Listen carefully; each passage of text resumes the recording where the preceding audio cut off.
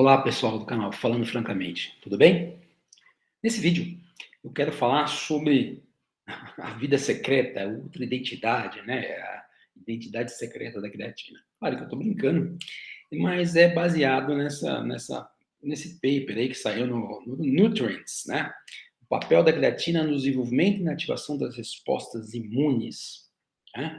Normalmente, até o paper começa falando justamente disso. Normalmente, a creatina é usada para atividades de força, de potência, tem muito estudo sobre isso. Aí ele comenta, né, que o indivíduo de 70 quilos vai ter entre 120 e 40 gramas disso, principalmente na massa muscular esquelética, onde 60% dela está na forma fosforilada, 40% não está na forma fosforilada, portanto, e que ela é importante justamente lá no sistema anaeróbio lático, o sistema do ATP-CP, como provisão de energia, né? Comenta que existem diferentes protocolos de suplementação, sendo aquele mais tradicional lá os 20 gramas, né? Em 4 doses de 5 gramas, durante alguns dias, uma semana, depois você mantém 3 a 5 doses por dia, por até 3 meses ou mais. Então ele vai comentando os aspectos, mas o foco é falar justamente de um papel pouco conhecido da creatina, que é o efeito que ela tem, né, no sistema imunológico. É claro, e uma advertência vale aqui, são estudos predominantemente in vitros, em modelos animais, né, no caos, etc. Então, a gente não sabe ainda qual que é o impacto disso, né, da creatina no sistema imune, em que condições o uso dela pode ser ruim, né, pode ajudar ou pode prejudicar. É claro que eu estou falando de condições especiais, uma vez que indivíduos usam e nós não temos relatos disso afetando a imunidade deles. Então, né, a ideia aqui é mostrar que todas as pessoas que tomam provavelmente têm efeitos imunes, né, e que talvez em alguns casos extremos, onde as pessoas apresentam patologia, isso pode ter um efeito ou outro, né, mas não em situações normais. Mas, enfim, a ideia é mostrar achados iniciais sobre o efeito da creatina nas respostas imunes.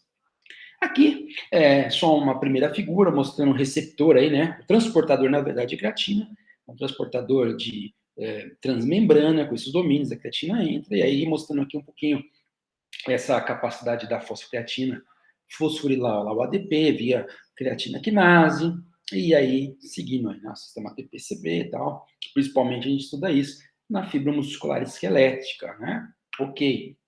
Agora, entrando propriamente no sistema imune, aqui nós estamos falando do sistema imune inato. Então, lá no sistema imune inato, nós temos os Toll-like receptors, né? Então, quando é comum a gente falar, olha, imunidade inata, imunidade adquirida, a gente fala que a imunidade inata não precisa de reconhecimento, ou não, vamos dizer assim, não precisa de apresentação, enquanto a adquirida sim. É claro que a imunidade inata tem um reconhecimento, mas tem um reconhecimento baseado em padrões moleculares de patógenos ou padrões moleculares de dano, que são padrões que não estão sujeitos à mudança genética, né? Então, você pega lá bactérias que têm lipopolissaccáride, todas essas bactérias vão ter esses lipopolissaccárides ao longo do seu desenvolvimento, e isso não vai mudar com mutações. Então, lá o Toll-like receptor, por exemplo, receptor semelhante ao Tau, né? O 4 vai reconhecer o LPS e vai ativar as células da imunidade inata. E aqui está mostrando, por exemplo, né, um estudo in vitro aí, uma situação, à esquerda aqui, simulando os Toll-like receptors na parte extracelular, intracelular e tal, e mostrando que com creatina diminui a quantidade desses Toll-like receptors que são importantes para a produção da resposta inflamatória e tudo mais, né? Então aqui está dizendo que, provavelmente nas quantidades normais da creatina, até a suplementação, não vai afetar a capacidade da pessoa a produzir uma resposta inflamatória, mas potencialmente, numa situação de inflamação está exacerbada, isso pode ser um efeito positivo, ou seja, né, fazendo com que o organismo fique menos inflamado. Isso é uma possibilidade. Mas aqui, o efeito propriamente dito é mostrando que a creatina diminui a expressão, né, aqui desses Toll-like receptors aqui, tá? Comentando aqui a expressão deles nas células, tá? Isso é, então, um primeiro efeito na imunidade inata. Aqui, né, mostrando os perfis lá, o macrófago classicamente ativado, o perfil M2, e aí mostra, né, o M1, tá? Polarização, o estímulo de polarização dele, LPS da bactéria, TNF-alfa, interferon gama, ele induz a inflamação, a função dele, e os produtos dele são TNF-alfa, interleucina 1, B, beta, interleucina 6, interleucina 12, 18, 23, óxido nítrico. Né? Por outro lado, o M2, né, ele produz interleucina 3, 4, desculpa, os fatores de indução para o macrófago, pela polarização M2, interleucina 4, 13, e olha aqui, ó, creatina. Então, a creatina tende a polarizar os linfócitos, né, estudos mostram, para M2, para um perfil anti-inflamatório, para um perfil de ativação lá de linfócitos B e tal. Então, ó, o que ele faz? Reparo, né? Reparo tecidual, então ele é anti-inflamatório, reparo tecidual, angiogênese e os produtos aqui dele, ó, alguns dos vários produtos, tá? Então, os dois subtipos, né? M1 e M2, e mostrando que a creatina está envolvida com essa polarização do M2, ou seja, um outro efeito, né? Então, além dos Toll-like receptors que esses macrófagos venham a ter, ele está mostrando que a própria ativação do macrófago é influenciada pela creatina, tá? Um outro exemplo aqui, então, né, mostrando aqui uma situação aqui de uma região de vasos, né? Então, está aqui vasos e neutrófilos aqui no esquema, né? Que eles perceberam outra situação também ligada à resposta inata. Então, aqui os neutrófilos, as bolinhas verdes, os vasos, aqui o endotélio, né? Células endoteliais. E aí mostra que quando você ou danifica o tecido ou infecta o tecido, ou seja, tem uma resposta inflamatória, você vai começar a ver o quê? Aumento, né, da permeabilidade vascular para permitir que líquido, proteínas passem para o tecido danificado, olha os neutrófilos aqui passando, e as moléculas da lesão que células imunes vão se utilizar, né, para fazer todo aquele processo de rolling na parede dos vasos, né, vão aderir, vão fazer o rolling e vão, vamos dizer assim, fazer a diapedésis, né, passar aqui para o tecido. Então, e aí mostrando que nesse processo aqui de infecção e injúria, isso acontece.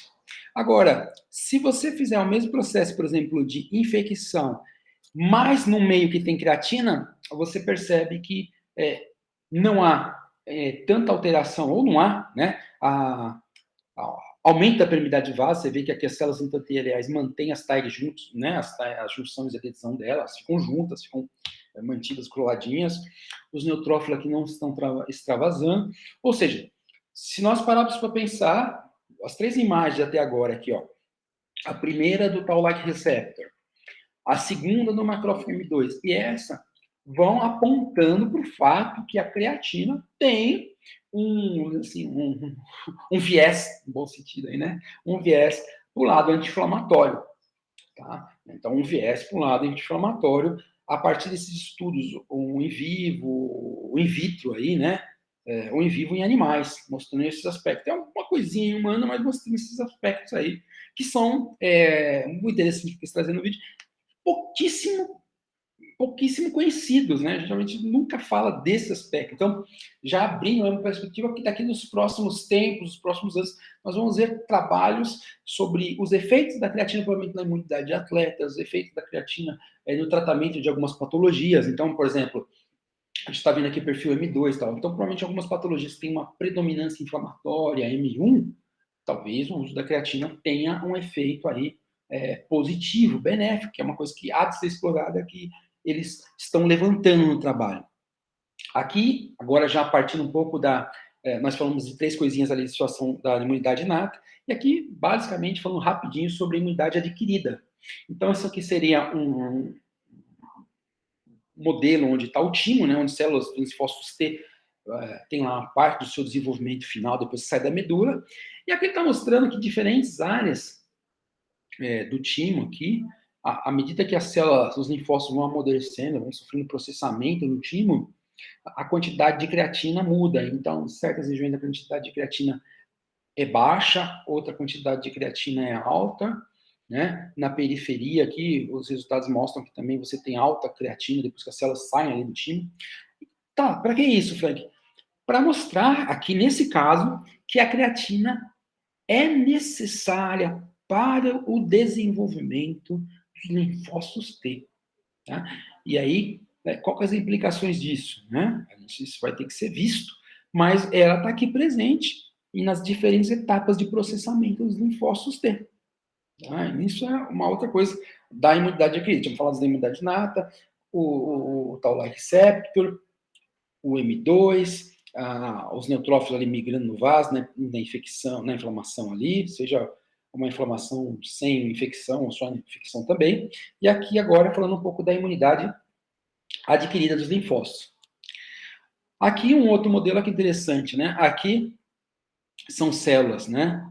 Onde tem um tumor, mas esse tumor aqui, nesse caso aqui, ele tem um receptor de creatina, tem esse receptor aqui, ó, esse receptor, né? Que tem esse nome bem interessante aqui. Opa, deu um tempinho aqui, mas que tem esse aqui, né?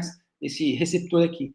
Então, olha que interessante, quando você tem um tumor, células imunes, né? CD8, CD4, reconhece esse tumor e invade o tumor na tentativa de combatê-lo. E aí, eles pegaram células de camundongos nocaute, né? Ou seja, onde o gene para esse receptor da creatina foi debelado, nocauteado, retirado. E aí você vê que o combate ao tumor é pior, né? O tumor cresce mais e as células imunes não conseguem ter um bom controle disso, né?